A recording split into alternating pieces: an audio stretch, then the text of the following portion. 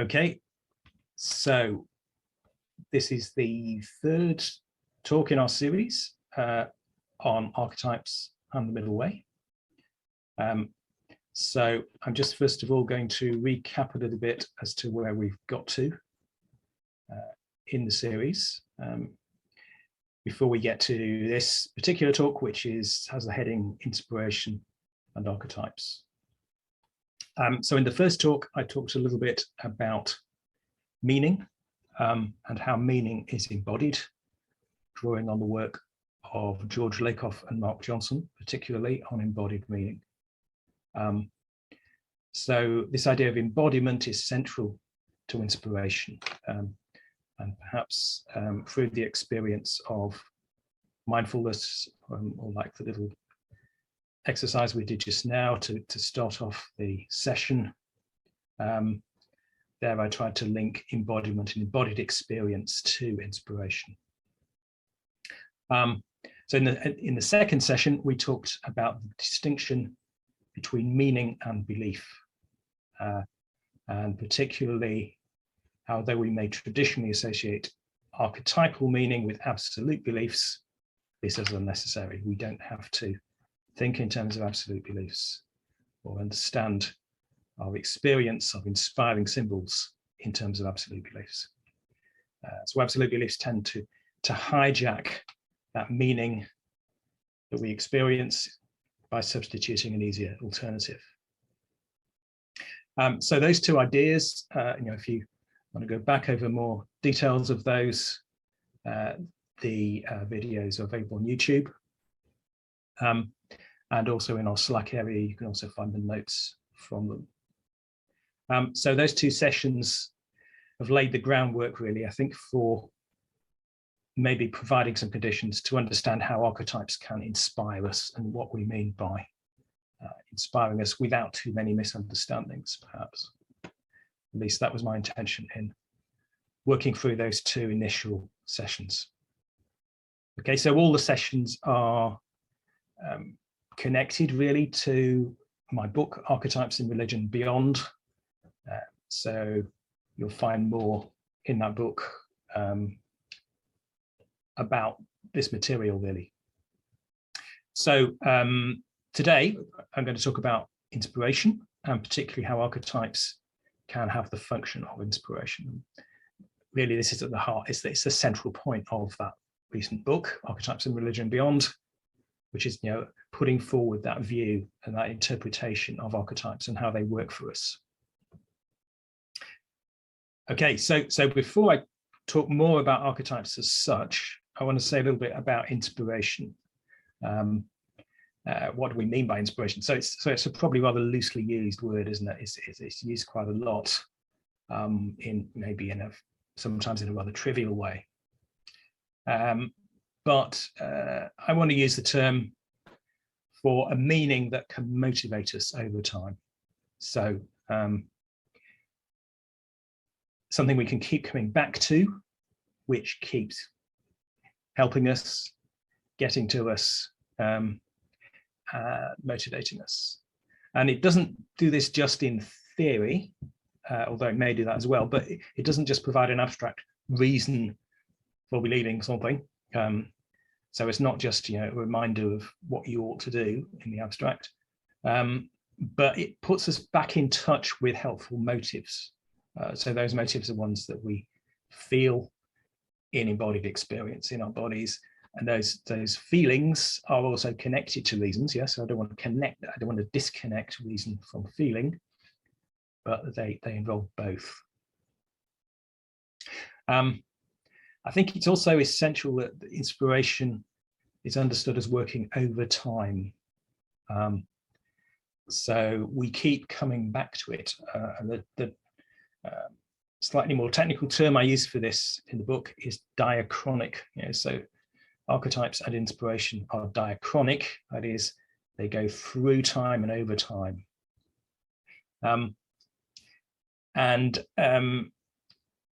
That's important because inspiration or experiences of inspiration, which I think are quite common, can often be short-lived. So we can get a burst of unintegrated enthusiasm for example, we could start an ambitious project. I don't know how many books I started writing personally before I actually finished one. For example, you can have this great idea, you're going to do something with it, but you don't follow it through because that motive doesn't stay around, and lots of other things crowd in. So we fail to complete that project, even though we might think it's important. We lose track of our inspirations, and that means we need inspiration. In a sense, we need inspiration to keep coming back to us, to keep feeding us. And one of the reasons we can fail to maintain our motivation is because of conflict. And you can see this really in terms of habitual motives. Yeah, so perhaps if we have a desire to change our habits in some way, maybe give up eating something that's bad for us, say, the habitual motive is very like to come back. The sort of craving for that food you want to give up is very like to come back, for instance. So our habitual basic motives reassert themselves because those neural channels are already well worn. Our body's very used to operating in that way, and this new idea of how we should act is very fresh. It's only relatively weak. It may have dominated at one point when we think, yes, I'm going to do that, but it doesn't stay there. So when our habitual motives come back, we then become aware that they've come back, then we feel in a state of conflict. We become aware that we don't always feel the same way about things. We have different motives at different times. So conflict and failure of inspiration are closely connected. Another reason why we may lose our inspiration is habituation. So we might use a symbol to remind us of what really drives us, what's important to us. Religious symbols are an obvious example of that. So the Buddha or Jesus or something might remind you of what's important to you. But we get habituated. And the more we're exposed to a stimulus, just as a biological fact, really, the less we respond to it. We just get used to it. And that seems to be the basic reason why religious ritual doesn't always work as it theoretically should do to inspire us. One of my constant questions when I was a child, I was the son of a Baptist minister, going to church as a child, is why is church so boring? And each time I came back to it, and it didn't get any less boring, even if people explained in the abstract why it should be interesting. And I think that's just basic habituation. You need to work with that habituation by deliberately freshening, renegotiating, re-engaging with any symbols we want to use as inspiration. So given our conflicts and our habituations, we need inspiration, but we don't always get it. So inspiration is offered by symbols that continue to create helpful motivations. And they do this just by association. So we make a connection with that symbol that has that valuable meaning for us.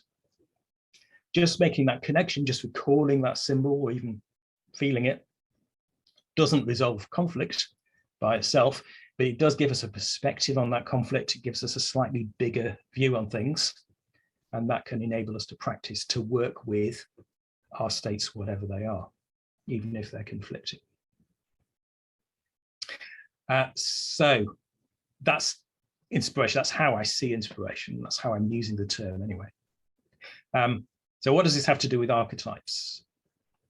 So I want to argue, and my book argues, that inspiration is the distinctive practical role of archetypes. So why am I interested in archetypes? Why are they important? Well, the only reason I think they're important is because they can inspire us. They have a practical role, practical function. Now, obviously, I learned about archetypes, as have lots of other people, through the work of Carl Jung. And Jung talks about archetypes in a slightly different way from that. He tends to identify archetypes as underlying patterns of meaning, which he attributes to the collective unconscious, as he calls it. Now, I'm not going to go into this in great depth. There's a couple of chapters on it in my book if you're interested, but basically, I think that kind of explanation is unnecessary. I'm not saying it's wrong, but I do think it's not something I want to focus on particularly. And it can be explained perhaps more effectively in other ways. So the unconscious aspect that Jung talked about, I think, is shown in our experience over time. So how do we become aware of things that are currently unconscious to us? Well, if they're unconscious, we're not aware of them, but we become aware of them at other times. Otherwise, we'd have no way of working with them at all. Yeah, so you may become aware of a feeling you have through a dream, for instance, and then you wake up and you remember your dream. And it's only because you had that experience at that time that you can connect it with your current experience. So knitting together our experience over time, I think, gets really the practical impact of what Jung was talking about. Whether you're doing that, with the help of a therapist or something, or whether you're just doing it by yourself. And then the collective aspect that Jung was talking about, that's the universal aspect, the idea that all humans have archetypes. And I think that point, for me, that points to universal human functions. That is all things that all humans need. All humans need inspiration because all humans tend to get into conflicts and lose their motivations. And the reasons for that seem to come down to our basic structure, particularly the lateralization of the brain, which I'm not going to go into more now, but that's one basis of explanation of it. The collective, they talk about collective, but we don't have to get into elaborate speculations about what makes it universal or shared. We can just say, well, on the evidence so far, humans all have these functions and these needs. So that's, well, archetypes as Jung discussed them. As I say, I want to go more into what they are as functions. So archetypes are functions, I think, that fulfill distinctively human functions. That is the need to remain inspired over time. I say distinctively human, I don't want to draw a hard and fast line here between humans and animals. It looks to me as though archetypes are largely a human thing. It's difficult to imagine rabbits, for example, needing archetypes, but I can't rule that out. So archetypes are symbols, but not all symbols are archetypal. By symbol, as I think I mentioned in the previous session, a symbol is anything we experience that carries a meaning that we can keep re-experiencing through association. So that could be a word, could be a picture, could be a piece of music or a note, could be an object which has a symbolic importance to us, like a tree, for example. We're surrounded by symbols. We use symbols all the time. Some of them are combined as words into language. But archetypes are a particular kind of symbol that have a particular function for us. So archetypal symbols connect with some deep embodied motivations. And they obviously seem to do this when they work effectively. They need to do that via the right hemisphere of the brain, and this sort of a more immediate experiential side of our system, rather than just the conceptual side of our system. We're inspired by archetypes that are live symbols for us, but when the symbols cease to do that, they become dead. So You may have heard the term dead metaphor. Yeah, so a dead metaphor is one that's just become flat, as it were. It's just become conceptual meaning. And it's only associated with your immediate goals rather than your longer term embodied motives. So there's an element usually with something that's flat and dead. You're kind of slightly forcing it on yourself. It's just conceptual. It's maybe in a very dominant, very left hemisphere led aspect of your experience. But it's not, you can't experience it more deeply in your longer term consciousness or awareness linked to the rest of your body. So, I mean, in a typical context that people find inspirational, I think there's quite a mixture of these things going on. So I'm not going to say that when you're inspired, you're purely inspired in some way. Yeah. So for example, if someone's inspired by a church service, as they may well be, there's probably a mixture there of live and dead symbols. And there may be absolute and provisional beliefs as well, made out of those symbols. So I think those sort of situations are, and the way we relate to symbols in context is complex. So I don't want you to run away with the idea that I want to oversimplify it. But that doesn't stop us having experiences which we can cultivate of inspiring symbols. Okay, so that's some stuff about inspiration and archetypes in general. But also today I want to talk a bit about 4 specific types of inspiration. So when one starts talking about archetypes and how archetypes can inspire us, one immediately runs into, well, there's an existing discourse about archetypes, and people categorizing archetypes in different ways. And obviously there's a question of how that categorization fits into how we want to use them. So archetypes are often categorized just in terms of the type of symbol used, rather than in terms of the function of those symbols, so what they do for us. So if you go onto various New Agey / Jungian websites, you will find lots and lots of archetypes, lists of archetypes. So for example, you'll find the magician, the warrior, the trickster, the mother, the child, the crow, and all sorts of identified archetypes. And Jung also talks about these at various points, or many of them anyway. But what makes these archetypes? Well, to me, a lot of those seem to be symbols. They're types of symbols, but they're not necessarily by themselves. They don't necessarily identify the function of it for us. So for example, a magician and a warrior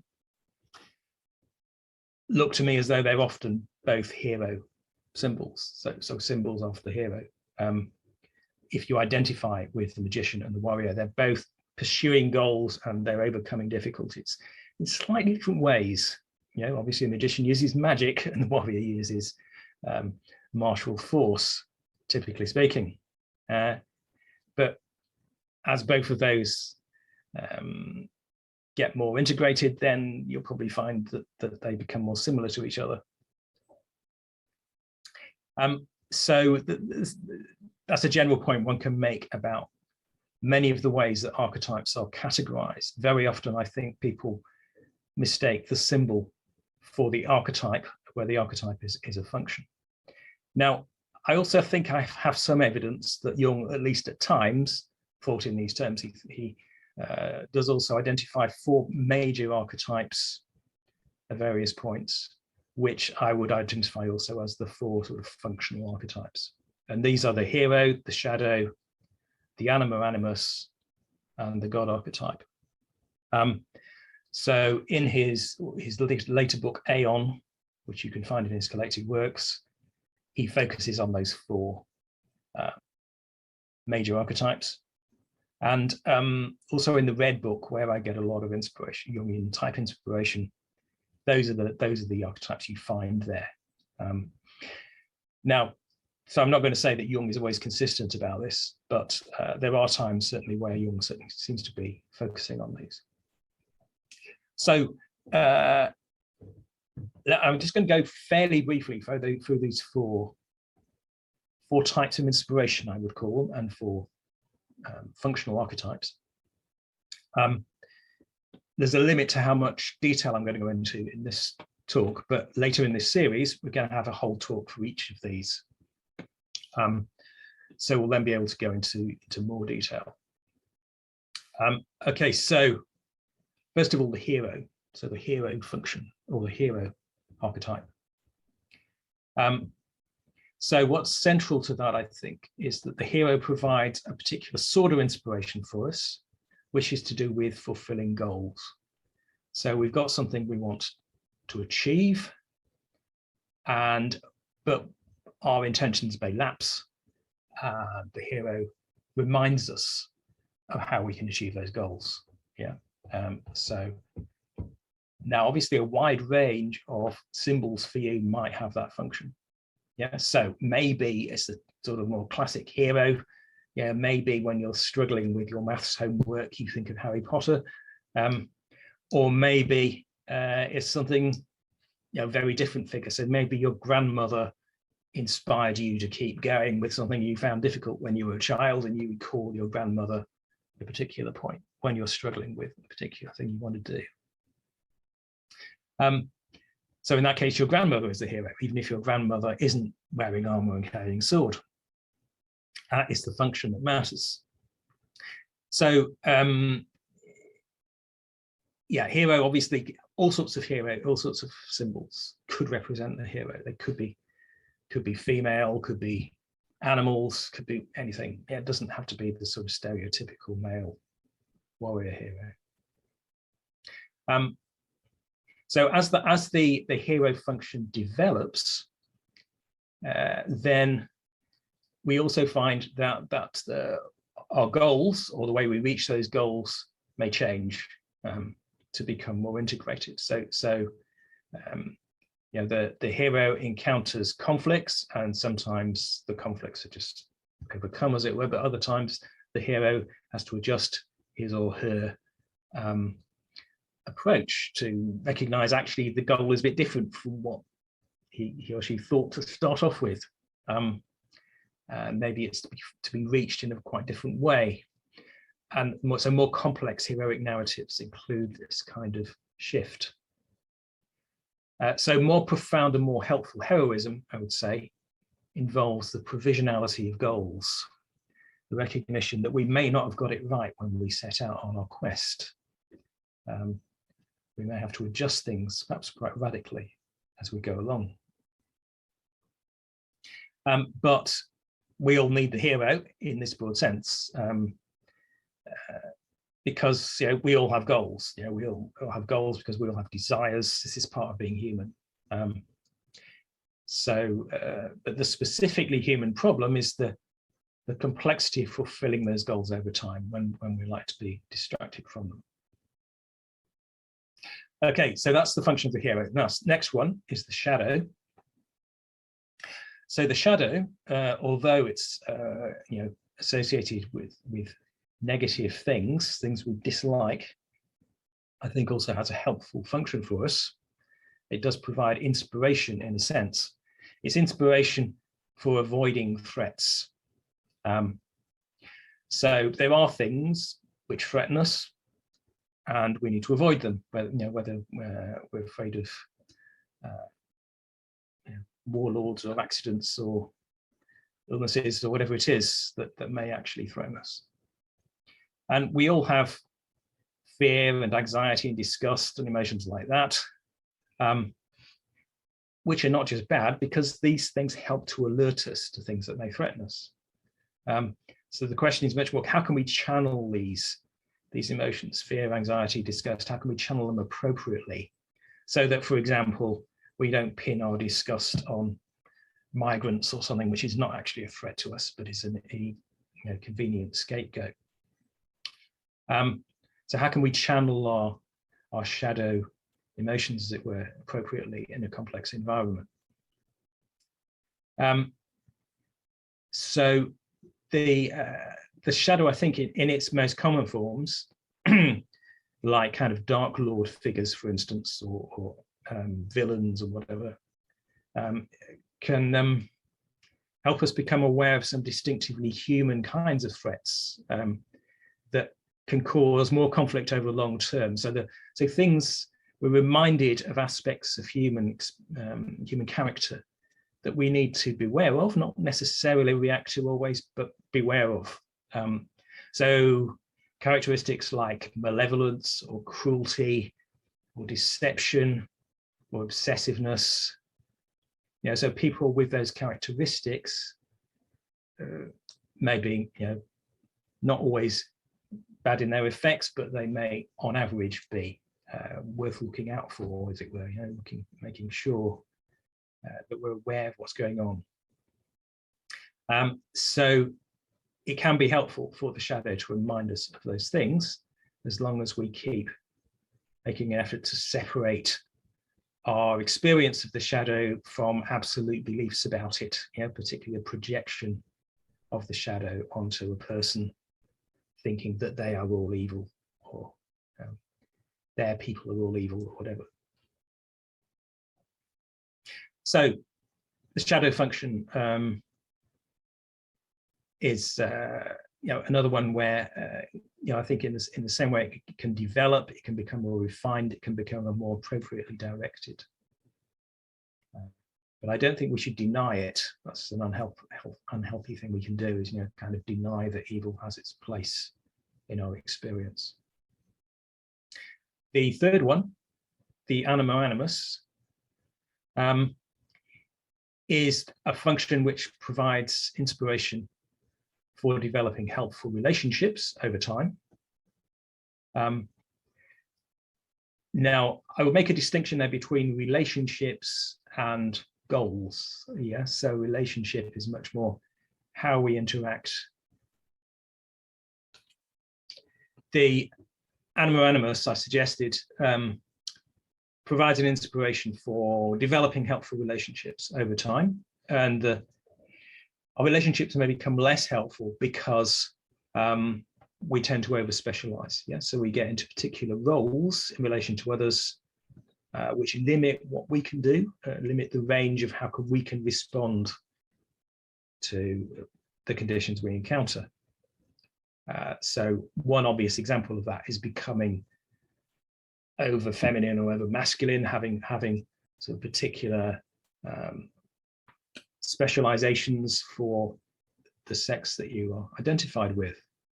But of course, the same thing can happen with a profession or with roles in a friendship, or in a variety of ways. So whenever we specialize, that can undermine our wider experience and our ability to respond, our flexibility, our provisionality. So to be able to respond more to other humans in our wholeness, more effectively, using all our resources, we may need reminders of the wider potential in our own characters. That, for example, if we've identified very much with a sort of masculine persona as a man, I may need reminders that I do have a more feminine side to my experience, and I can engage that. So I could be gentler, perhaps, in my response to somebody as an alternative to my habitual mode. So I need that in my repertoire. I need to be able to connect with it. So that's where the anima can come in. I can be reminded of that potentiality perhaps by a female figure. Now, the problem with the anima animus, as it's often understood, is that I think it's been solely identified with the sexual and with sexual difference. But I think it's part of a wider issue. So the anima animus represents the allure of the other beyond the kind of specialization we've adopted. So the other could be sexual, and it very often is, of course, but it could also be cultural, geographical, aesthetic. So the allure of the Orient for a Westerner, for example, is a good example of that, I think. So our relationship to other cultures often tests the same sort of issues. Okay, but when we have kind of a cruder allure, so obviously a sexual allure is linked to sex drive and all sorts of instincts which kick in automatically. So that can be very powerful, but that can also lead us into quite a rigid response to other people. So it's good to generate more awareness around that. So people like Freud and Jung talked about sublimation. That is taking that response, giving a wider awareness to that response, making it more subtle, broader based. Yeah, so in connection with a wider experience of what we can be and how we can respond. Okay, so the anima animus is a function, an inspiration for developing helpful relationships despite the pressures of specialization, I think. And then finally, the God function. So I use the term God here because it's the handiest term to use, given the weight of the importance of the concept of God in Western culture and tradition. But you could also alternatively talk, for example, about the Buddha function or the nature function or the truth function. And these might be much more the terms you might arrive at more readily in your own experience. So the God function provides us with inspiration for engaging with all the wider potential in our experience. So in my first talk, I talked about meaning. But there's all kinds of meaning we haven't quite engaged with yet. It's on the edge of what we can understand. There are emotions we haven't quite felt. We're on the edge of them. We can sort of get an idea of them. There are ideas we haven't yet quite considered or understood. And again, they're on the edge. So yeah, there's a practice which is related to focusing, which is called thinking at the edge, which kind of is a way of systematically exploring the idea, I think, of becoming aware of what we haven't quite engaged with, what are possibilities in meaning, but they're not solidified into beliefs yet. So what you might call religious or spiritual or sublime experience particularly puts us in contact with that potential, I think. That it gives us a wider energy we can apply to exploring wider meaning and potentiality. So the God function and symbolizations of God, or maybe Buddha or nature or whatever, may help us to recall such experiences. So I think an association between symbolizations of the God function and religious experience, broadly understood, is important. And each of the three other archetypal functions tends to develop into the God function as it becomes more integrated. So you could see the God function as just the kind of flowering of each of the others. So the hero, for example, heroic goals, as they become more integrated, they get more provisional, and the hero can turn into a wider engagement with new potentiality, so into God. So that's the kind of process that particularly I think Christ and the Buddha go through. They're both heroes and they have a relationship with the God archetype. Again, the shadow of threats become more fully contextualized. So in religious mythology, one of the things I have to tackle is the relationship between figures of evil and figures of God. So God and Satan, for example, have to relate to each other in a wider system of some kind, a mythological system usually. Relationships in the animus function they allow us to increasingly acknowledge the other in ourselves. So by becoming aware of the other, we're again engaging with new potentiality. So hence there's a particular crossover there between, well, Jung called it the soul. Yeah, so he talked particularly about the, anima literally means the soul in a sense, in the Jungian sense, not the Platonic sense. And the soul is closely related to God, experience of God. So much so that in Hinduism, for example, the two are identified. That's all I'm going to say about the God function for now. Each of those 4 functions, obviously there's much more we could say, and I will be going more into them in the future talks, and into each of them. So basically, each of these functions are fulfilled when we're prompted by their symbols to recall our more long-term, more integrated motives. So that's when the archetypes are doing their job, you could say, when we're inspired by them. But they can also fail. So the archetypes fail when the symbols are projected instead. And that relates to what I was talking about in the last session. So the ways in which archetypes can be associated with absolute beliefs and projected. And I was arguing that they can be separated, and it's important to separate them. So when symbols are projected, a shorter term motive is substituted for the longer term diachronic awareness that comes with the archetype. So we are motivated perhaps by a projected archetype, so for example, a supernatural God that we believe to be answering our prayers, or a lover that we idealize as fulfilling all our problems if we marry her, or whatever.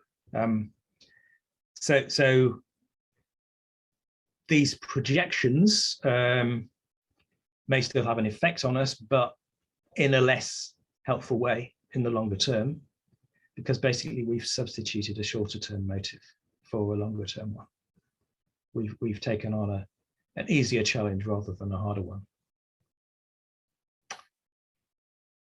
Okay, I've gone on for long enough, so I'm going to stop there and discuss any questions or points you want to raise.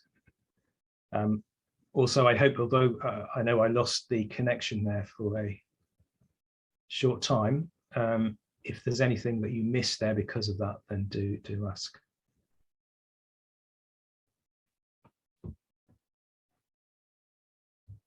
Does anyone have any questions or comments?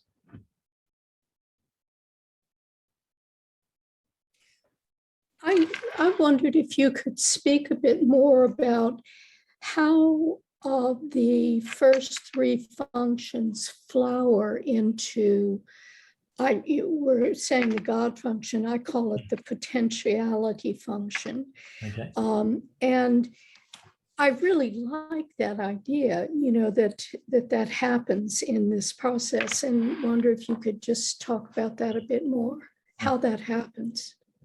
Okay.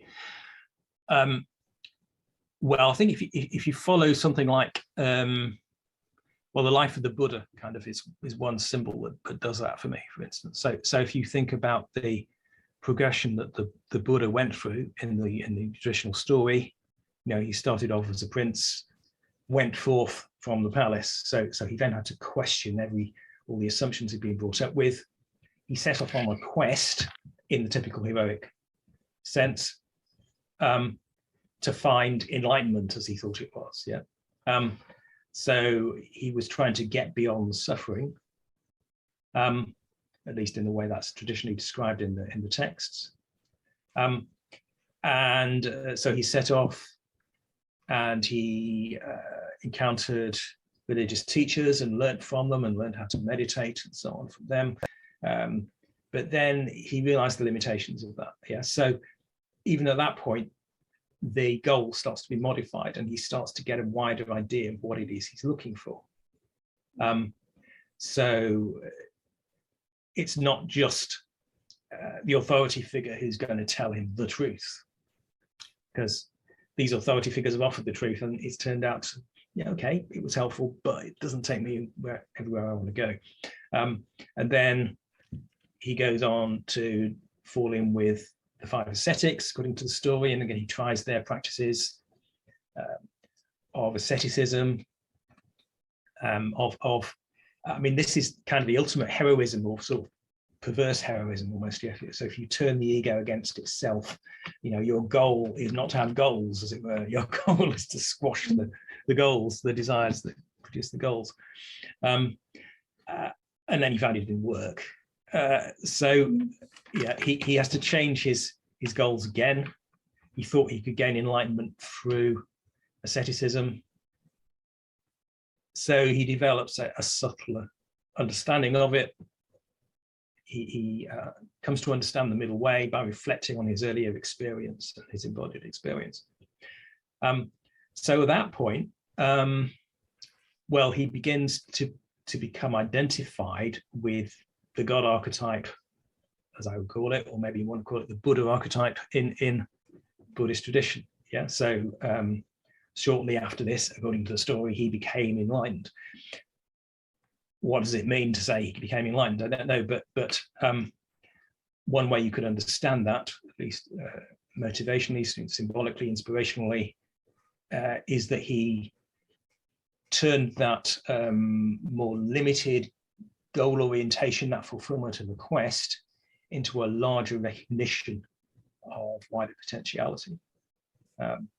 So he became then a symbol of that wider potentiality itself, the whole of that wider potentiality. And that's often seems to be the sort of live aspect of what Buddhists mean by enlightenment. That's what they're trying to grapple with or engage with. So I've answered your question through an illustration, but maybe I thought that was maybe the best approach. But no, that was great. It's as though the other archetypes go through a process of refinement, and there's a point where that opens up into wider possibilities, and that's when it moves into the God archetype. But I just find that just so interesting. It's really, really interesting. Mm-hmm. Yeah. And obviously that you can see that, I suppose I did mention its relationship to the other two, but if you try and see the other two in the same way, so I talked about the relationship between the shadow and God, as it were, and I think that's related closely to our experience, of integrating things that we take to be evil and seeing their role in a wider system. So moving perhaps from a very dichotomized, very dualistic approach to something, and this is evil, this is sign against this, to seeing, well, okay, maybe I do have reasons for resisting it, like if it's Vladimir Putin, for example, maybe we do have reasons for resisting him, but at the same time, he's part of a set of wider conditions. It's part of a wider process. So he's not just this absolutized, abstracted shadow, which is embodiment of evil. It reminds me of something I've been recently reading about in how our kind of hardwired reactivity, fight, freeze, and so on. We experience that often as something pretty negative. But if we recognize that these were our protective embodiment over a long period of time, and reapproach them as something protecting us from threat, we can reconfigure how we see reactivity, and it's a more helpful way of working with it. Yeah. I mean, basically, it doesn't help to react to reactivity. Yeah. Which is Right. where you just end up through oscillation, going back and forth, rather than finding the middle way. So that's a central idea related to the middle way. Yeah. Okay. Any other questions or thoughts?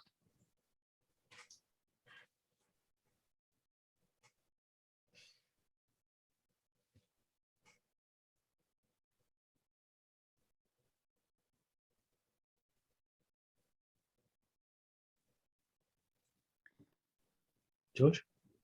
Yeah, hi, Robert, thank you. I just wondered if you could maybe say a little bit more about this movement towards projection, and maybe a little bit more of how that happens or what's involved in it, and how you move from an embodied maybe experience to something that's more conceptual. Is there maybe examples of that, for instance?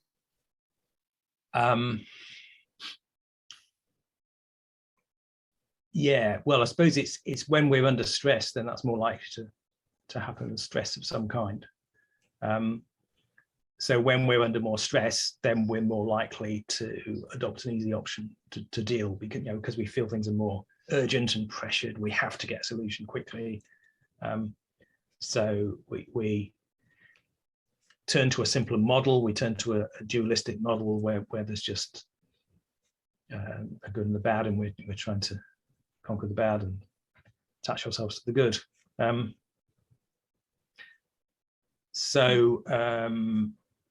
I think that's basically how we fall into a projection, but also that can also work on a social level, and probably that's the overwhelming reason why people start with projections, particularly in relation to religion, but maybe also in politics and so on.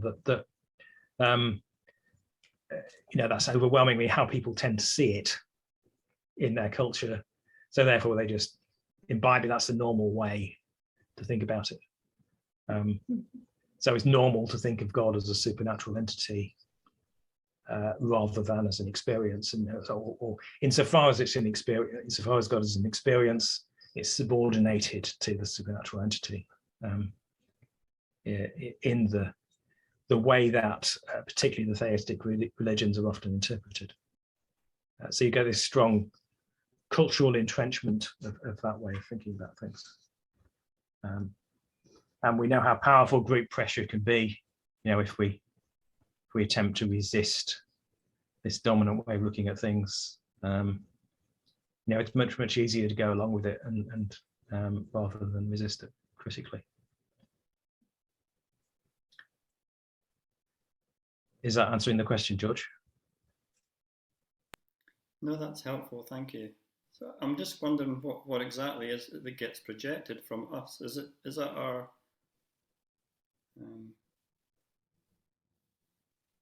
I'm not sure, is it our meaning, or is it our energy, or what gets transformed into this projection? Is it our lack of stability, or our lack of integration, or our ability to integrate that gets projected? Something gets turned into something else. I think it's the easiest way I can conceptualize it is in terms of substitution. So we substitute an easier for harder formulation of it. I mean, there is an issue, I think, with the way projection is traditionally seen in Jungian theory. That is, if you are just concerned with whether what you're looking at is a result of your own experience or as a result of something out there, that's usually impossible to tell. So everything we experience is a combination of our own expectations and whatever it is that's out there. If we think of a projection as just when we see something that's not out there, then I don't think that helps us to identify it, really. So that's why I find it much more useful to think of projection in terms of absolutization, that when we have this oversimplified shortcut version of what we experience, and that's the only way we're interpreting it, then that's something that has just come from our imposition. And we can tell, if you like, that it's just from our imposition, rather than being the usual mixture of our expectations and the conditions out there. So I guess I'm not thinking in terms of something being projected so much as the complex mixture of what we experience being oversimplified. And maybe that's an adaptation of the way Jung talked about it, but it seems more helpful to me. Lee. Yeah, I have a question about this. Do you think, is this the same, like, or a similar concept to like the attachment to form in Buddhism? That you say, okay, you think the form itself is actually this inspiration that you feel, and if you lose the form, the thing will die. Like the whole meaning or inspiration will also die, or the archetype, I guess. For example, with the anima, I think it's an obvious one. If you lose someone, anything. Yeah. It's the death of love itself, or of this feeling, or something like that. Yeah. But so becoming attached to the form. Yeah, I take that to be the insight that's expressed in that. That's a way of talking about things in Buddhism. Yeah. And so the idea that form is emptiness is recognizing that form, our projections, our absolute expectations about what a thing is are not necessarily correct.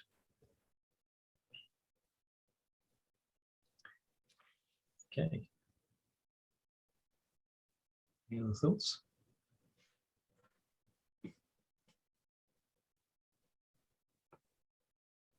What's a word we could use instead of projection? When you and George were talking about that, and you explained that it's not really projection in the sense that in Jung, but it's when kind of the relationship of the internal and external fall apart in some way, or we can't balance that anymore. What might be some other ways of saying that? Because when I say projection, I go back to the idea of like projecting a meaning in some sense. Yeah. Sort of a disintegration, maybe? Maybe, yeah. I mean, I tend to talk in terms of absolutization. So okay. In Archetypes of Religion and Beyond, I introduce projection really in terms of the work I'd previously done on absolutization. Okay. And in my next book, which is all about absolutization, projection is just one part of it. Okay. I explore 23 features of absolutization, and projection is one of them. But there are lots of others. Okay. So yeah, maybe absolutization is a helpful term. I don't know which is more distinctive, maybe not used in other ways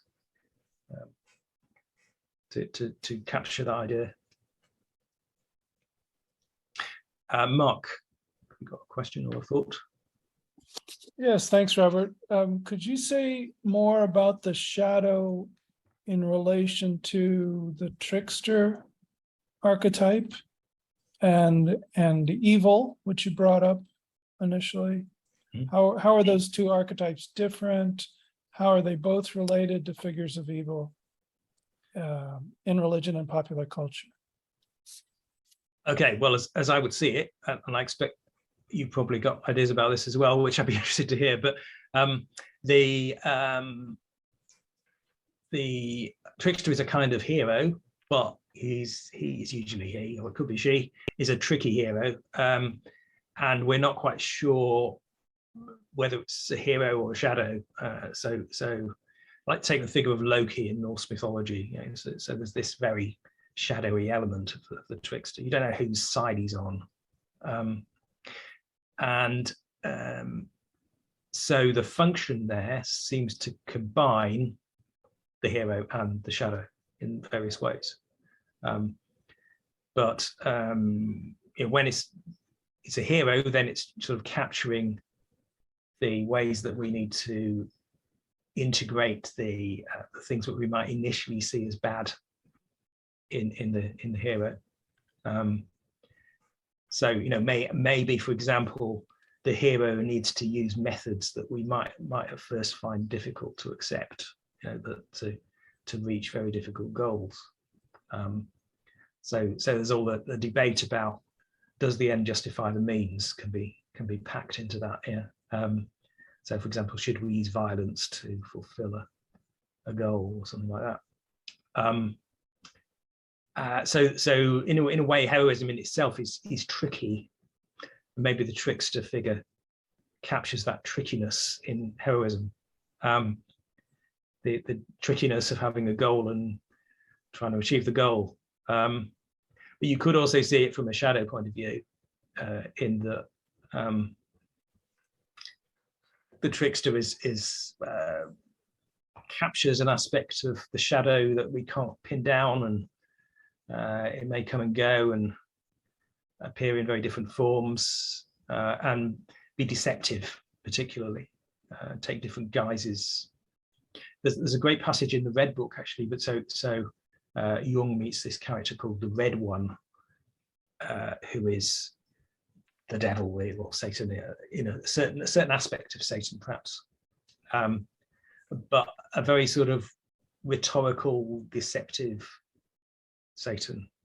Reminds me a bit about sort of Russian propaganda on the internet. That's sort of, you know, it's switching between different ways of deceiving people, and not really having an integrated perspective, but being willing to shift from one place to another to get a goal.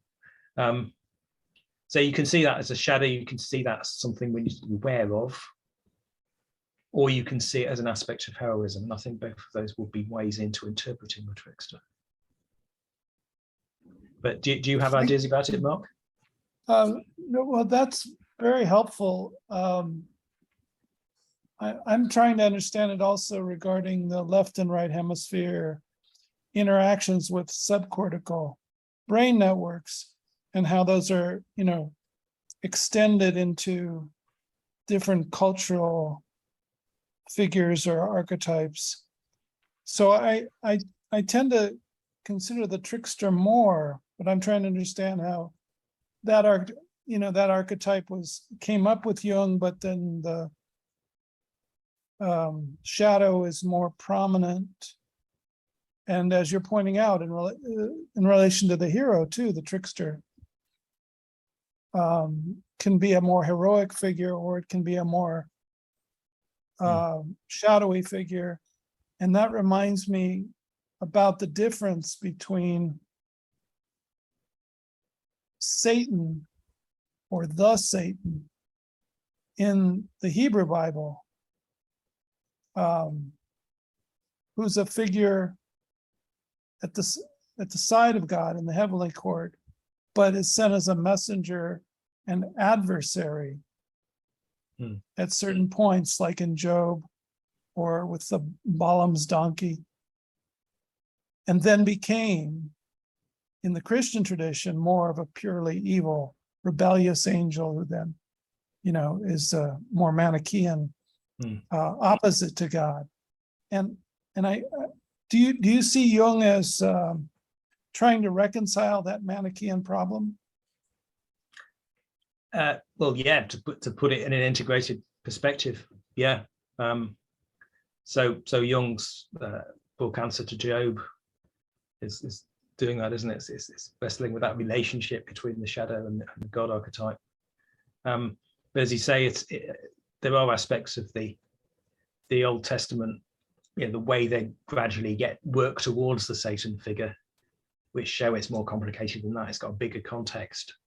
And I think you get some of that bigger context also in Islamic views of Satan, which is, you know, it's discussed in my book if you want more details on that. Yes, I've heard about Iblis as an interesting figure in the Muslim tradition. But I guess what I'm getting at is a different way of perceiving evil, which I'm wondering if this makes sense regarding the shadow, that perceiving evil as an opponent that the hero must fight and conquer, you know, like with St. George and the Dragon, as well as Michael figures of Michael conquering Satan, or viewing evil as more something out of balance in oneself and others or in the situation. Yeah, well, I think both of those are involved. So there's what you call natural evil and moral evil. So in traditional Christian theology, they've been known as those two things. So natural evil can be anything that threatens us, so including earthquakes and volcanoes, for instance. But moral evil is more about the aspects of the human character we need to be aware of and that could have long-term, perhaps unexpected effects. You know, so they could be charming but deceptive or cruel or whatever. So the figures of evil that we get in a lot of works of fiction, for example, seem to me to embody more the second. Okay, well, I think we better move on. Firstly, that's a fascinating discussion. We will go back to the shadow in a subsequent session and discuss it in more detail. But we really ought to go back onto the practice focus. So, yeah, I'm just going to introduce this, I think, rather than taking too much time getting to you to reflect on it. I'll leave you to reflect on it afterwards. But yeah, well, I'll just introduce it and then take questions. Yeah. So the practice focus I'm going to suggest for this time is identifying and recalling inspiring symbols.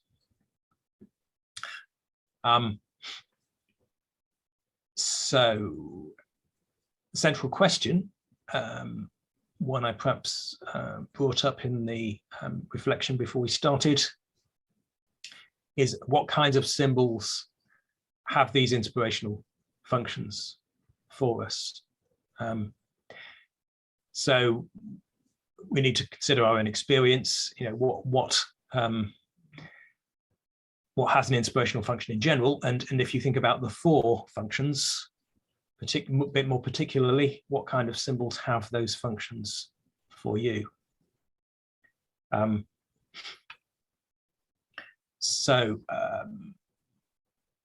Yeah, so the practice I'm going to suggest is to go through a process of reflection and find a symbol that performs each of those four functions for you.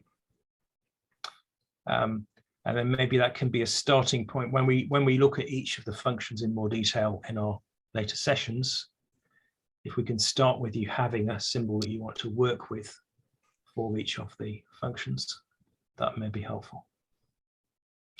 Okay, so ways you might want to go about reflecting on some of these symbols for you.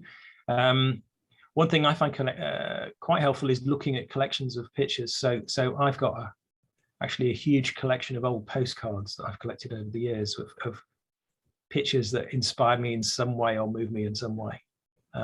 If you have anything like that, it's often worth looking at. Maybe old photos or things you've picked up, if you have anything like that. Also, you could look at the books on your shelves. They can be an indicator of what inspires you. Or maybe think about the places you like to visit, the people you enjoy spending time with. What uplifts you, refreshes you. Okay, and so the main thing is to identify those symbols, but also to help you recall them. I mean, one good thing I'd recommend, if you can write about those symbols or perhaps draw or paint them, if you're into that kind of thing, if you're into the visual arts, that's a good way of exploring those symbols for you. So I'm just going to run quickly through the kind of questions you might ask yourself in relation to each of the four functions. Yeah. So with the hero, so what keeps you going when things get tough? That might relate to, well, what kind of stories do you identify with that you keep coming back to? And do these involve goals of any kind? They may be quite subtle goals. Maybe you don't think of them as goals, but if you look more closely, maybe you'll find that they are goals. The anima animus. So what relationships or reminders of the qualities of others that we might relate to have a gut attraction for you.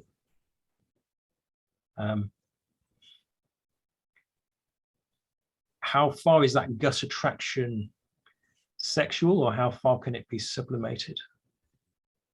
It may not be sexual at all, of course, in the first place, but if it is sexual, then you might want to think about how to sublimate it, how to give it a wider context. The shadow,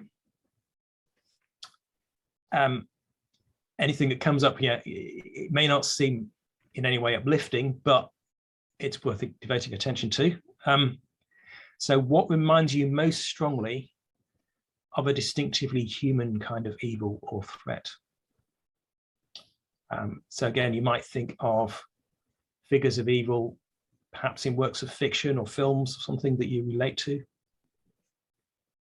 Maybe though the figure of evil is on the news, you know, maybe it's a political figure. I suspect it is for a lot of people, actually. And then the God archetype. So what gives you inspiring glimpses beyond your normal limited horizons? So you may associate this with religious experience, meditative experience, with nature in the sense of green environment, maybe an unaccustomed wild environment, or maybe with ideals that you hold, maybe political ideals, aesthetic ideals, beauty, justice, freedom, rationality.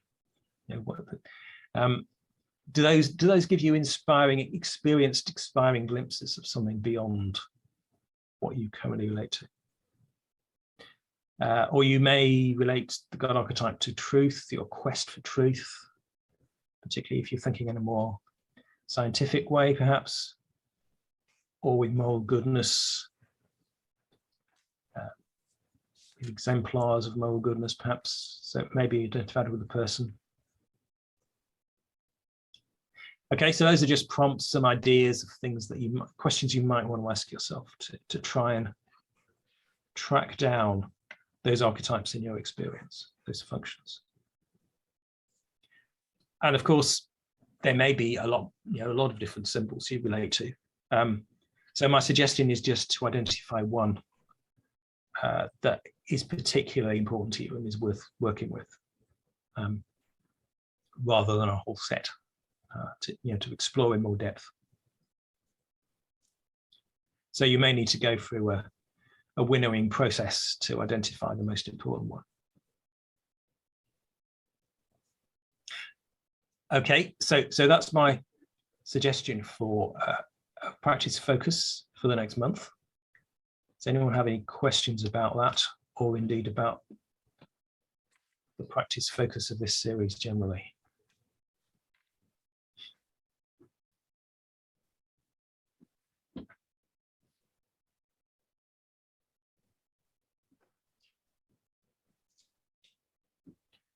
Could be questions or comments on your experience so far, perhaps.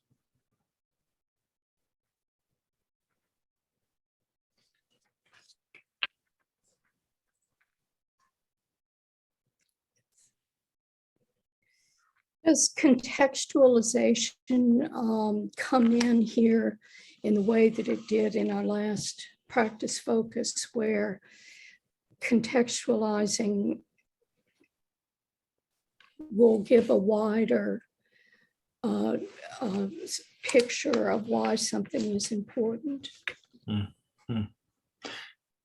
Yeah, I guess that's implicit in the approach, isn't it? That's one reason why I wanted to separate meaning from belief first, as it were, before we went further with this. So if you do, you start thinking about God, for instance, and your experience of God, if that's what the label you give it,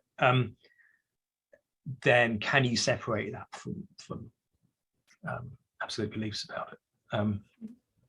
So yeah, you may need to go back through that process if that kind of belief comes up, contextualizing it rather than just reacting to it.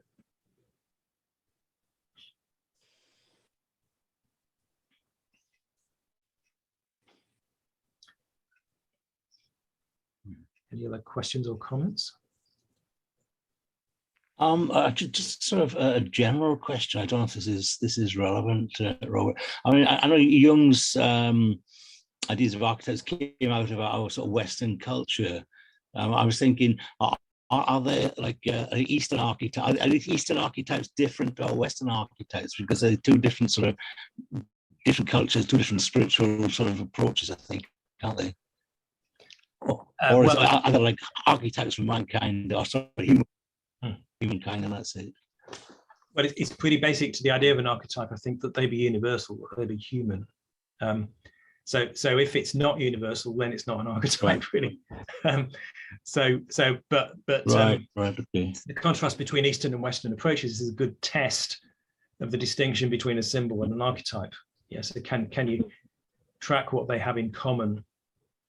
So if it only seems to be Eastern and not Western, then it's just a symbol, I would say. It may be a symbol with an archetypal function for you. Yeah, okay. Can you find that function anywhere else? Yeah, in other symbols. Okay. Yeah, so in some ways, although I'm suggesting try and find a symbol that's inspiring for each of the functions, it is also good to be aware of other possible symbols that could represent that archetype. And we did more of that in the first session. Actually, we talked more about that. That archetypes need to have multiple possible symbols, and it's good to be aware of that as a starting point for identifying an archetype. Okay. Any other thoughts? Yes, one question. Is it possible that there's no hero? There's no hero. Yes. Is that because you don't encounter heroes in your experience, or?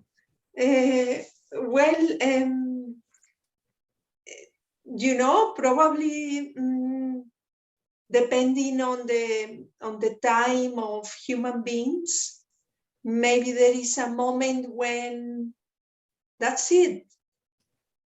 It's like there's no quest, no path, just here and now, this moment, this contemplation or something like this. So do you mean that that's the situation we're stuck with, or do you see that as desirable, that we don't have goals? Exactly, yes. Maybe there are different possibilities. I don't know, it's a question. Because sometimes the hero is really, how can I say, it can be artificial too. Yeah. Well, if it's superficial, yes, I agree. So if the hero has a very fixed goal and it's just about getting that goal regardless, we're going to make that business succeed, for example, regardless of all problems, then yeah, sure, that can be very superficial. But I think that the hero is far more profound than that, and I don't think we can avoid the heroism aspect of our experience, because we all have goals to say. So just by being human, we have desires, the things we want and the states and things we want to bring about, and it's not always easy to do those things. So even if your goal is to meditate better or something like that, you could have somebody who inspires you to do that, which is would be a hero. So if you're getting distracted in your meditation, and then you bring up the image of your meditation teacher being encouraging, and giving you a model of how that can be done, then the meditation teacher becomes a hero in achieving that goal at that point. Okay. Yeah. So I think it's important to see that archetypal form quite broadly, and not just in figures with swords in movies or whatever. Okay.